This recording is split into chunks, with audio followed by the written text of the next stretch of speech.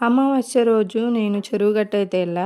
అక్కడ చూసిన కొన్ని సంఘటనలయితే నాకు చాలా అంటే చాలా నేను ఫస్ట్ షాకయ్యా. ఇలా గూడా ఉంటారా అని.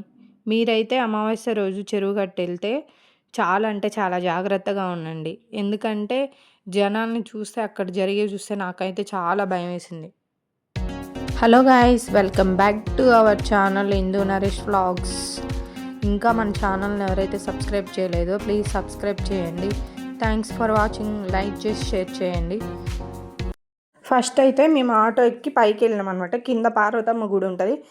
యాక్చువల్లీ మేము ఫస్ట్ టైమ్ వెళ్ళినాం కాబట్టి మాకక్కడ విజిటింగ్ చేసుకోవాలని తెలీదు. సో, అందుకని మేము డైరెక్ట్ పైకొచ్చి పైన ఆటో స్టాండ్ దగ్గర నుంచి మేమైతే టెంపుల్‌కెళ్ళినాం ఫస్ట్.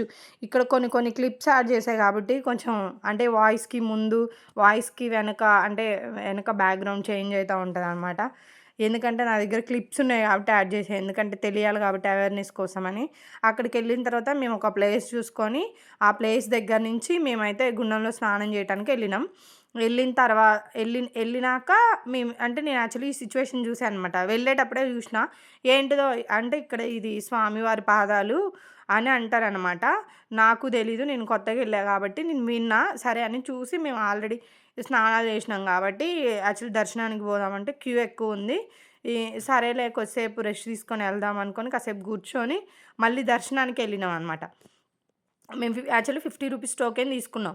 టోకెన్ తీసుకొని దర్శనానికెళ్ళినాం. దర్శనానికెళ్ళిన తర్వాత పైన నేను అంటే మీకు క్లిప్ అయితే ఫస్ట్‌లో క్లిప్ యాడ్ చేశా గదా! అక్కడ నేను జూషిన. ఏంటి ఇట్లా చేస్తున్నారు, గుమ్మడికాయలతో దిష్టి తీస్తున్నారు. అంటే నేను ఫస్ట్ టైమ్ చూసా కాబట్టి నాకు షాకింగ్‌గా అనిపిచ్చింది. సరే అని నేను ఇంగా అట్లా చేస్తారు, దిష్టి తీస్తారు. పక్కన ఒక ఆంటీని అడిగితే అట్లే చేస్తారమ్మా. ఏదన్నా ఉంటే పోతది, దిష్టి తీస్తారు అది ఇది అని చెప్పింది. ఏమన్నా ఉంటే చేపించుకోవచ్చు. అంటే అయ్యో! మేము చేపించుకున్నా పోయేదే అని అనుకున్నాం. కానీ బిఫోర్ అంటే ఎప్పుడైతే మనం స్నానానికెళ్తామో అప్పుడే చేపించుకోవాలంట. మాకు తెలీదు కాబట్టి మేము ఇంగ స్నానానికెళ్ళినాం. అట్లా దర్శనానికెళ్ళిపోయినాం. దర్శనం చేసుకొని బ్యాక్ సైడ్ అంటే గర్భగుడిలోకెళ్ళి దేవుడి దర్శనం చేసుకొని ఆహ్, బ్యాక్ సైడ్ వచ్చినాం. బ్యాక్ సైడ్ వచ్చి దేవుడికి కొబ్బరికాయ కొట్టి దేవుడికి అంటే అభిషేకం చేసిన వాటర్ నెత్తిన అంటే చల్లుకుంటే మంచిదని ఆ వాటర్ జల్లుకొని మేము వచ్చినాం. వచ్చి ఆంజనేయ స్వామి దర్శనం చేసుకొని బ్యాక్ సైడ్ వస్తే ఇక్కడ చూస్తున్నారుగా ఎ చాలామంది కూర్చొని గవ్వలతో అంటే చెప్పించుకునే వాళ్ళు కూడా చాలామందున్నారు. అక్కడ గవ్వలతో చెప్పించుకుంటున్నారు. ఏదో అంటే స్వామి వస్తే చెప్తారు చూసినావా? అట్లా చెప్పించుకుంటున్నారనమాట. సరే అని చూసినాం మేము ఇటు సైడ్ వస్తే ఇక్కడ ఒక అంటే ఒక బండుందనమాట. అన్ని రోగాలు పోతాయి ఆ బండ మీద పడుకుంటే అని ఆంటీ వాళ్ళు అన్నారనమాట. సరే అని పక్కన ఆంటీ వాళ్ళని అడిగి ఆ బండ మీద కాసేపు కూర్చున్నాం. పక్కన ఆంటీ వాళ్ళని అడిగి. కూర్చున్న తర్వాత మేము మళ్ళీ రిటర్న్ వచ్చి బ్యాక్ సైడ్ వచ్చి అక్కడ సేమ్ ఎగ్జాక్ట్ గర్భగుడి బ్యాక్ సైడు పసుపు కుంకుమ వేసి ఒక ఆంటీ వాళ్ళు బొట్టు పెట్టి కొరడలతో కొడుతున్నారనమాట. సరే అని వాళ్ళ దగ్గర పోయి యాక్చువల్లీ ఫస్ట్ మా డ్యాడీ పోయినాడు. కొట్టించుకుంటూ వచ్చి మాకు చెప్తే అంటే మమ్మల్ని పిలిస్తే మేము వెళ్ళినప్పుడు ఆంటీ ఇట్లా చెప్తుందనమాట. అమ్మ మీరు అట్లా నమ్మి మోసపోకండి. అట్లాంటి వాళ్ళ మాటలు వింటే మీరు మీరు ఇంట్లో ఫ్యామిలీతో గొడవలైతే ఫ్యామిలీతో ఇదైతదమ్మా అని చెప్పింది. సరే ఏమైంది ఆంటీ ఏంది అని అంటే అసలు మ్యాటర్ ఏంటంటే కాదమ్మా రాత్రి ఒక పాపని తీసుకొని ఒక ఫ్యామిలీ వచ్చింది. అంటే నైట్ టైము అంటే అమావాస్య రోజు ముందే మార్నింగ్ అంటే ఆ రోజు అమావాస్య రోజు ముందే మండే రోజనమాట. అయితే మండే గూడా చాలామంది గుడికొస్తారంట జనాలు. అయితే మండే చూసి ఇట్లా అంటే ఏం చెప్పానేంటంటే అంటే ఇట్లా గవ్వలేసుకుంటారు చూసినావా? వాళ్ళ దగ్గర చేపించుకుంది. అయితే వాళ్ళ అమ్మాయికి లవ్ ఉంది, అది ఉంది, ఇది ఉందని చెప్పి ఆ అమ్మాయిని ఏదేదో చేసి పిచ్చెక్కినట్టు చేసి మైండ్ పోయేటట్టు చేసింది. వాళ్ళ పేరెంట్స్ గూడా నమ్మి అమ్మాయిని ఎట్లా పడితే అట్లా అని అన్నారు అని చెప్పింది. అందుకనే గైస్ మీరెక్కడికెళ్ళినా ఇట్లా మాత్రం చెప్పించుకోవద్దు. మీకు నమ్మకం ఉంటే చెప్పించుకోండి. సరే దట్స్ ఇట్. ఇట్లా ఫ్యామిలీ గొడవలు పెట్టి యాక్చువల్లీ అమ్మాయి మైండ్ అంతా ఖరాబ్ చేసి ఇంటికెళ్ళిపోయారంట. అందుకనే నేను యాక్చువల్లీ మెయిన్ రీజన్ తీయడానికి ఇదే.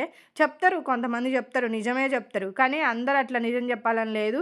కొంతమంది డబ్బు కోసం గూడా అబద్ధాలు ఆడతారు. అది మీరు బాగా గమనించుకొని ఇట్లా ఎక్కడికైనా టెంపుల్‌కెళ్ళినా, దేనికెళ్ళినా మీకు నమ్మకం అనిపించుకుంటేనే చెప్పించుకోండి. వాళ్ళొచ్చి ఏదో చెప్తే ఇట్లా జరుగుతది, ఇట్లా జరుగుతది అనంటే అస్సలు నమ్మనే నమ్మొద్దు. పొరపాటున కూడా నమ్మి అట్లా చెప్పించుకోవద్దు. ఎందుకంటే ఫ్యామిలీలో ఇష్యూస్, గొడవలు అయితాయి అనమాట.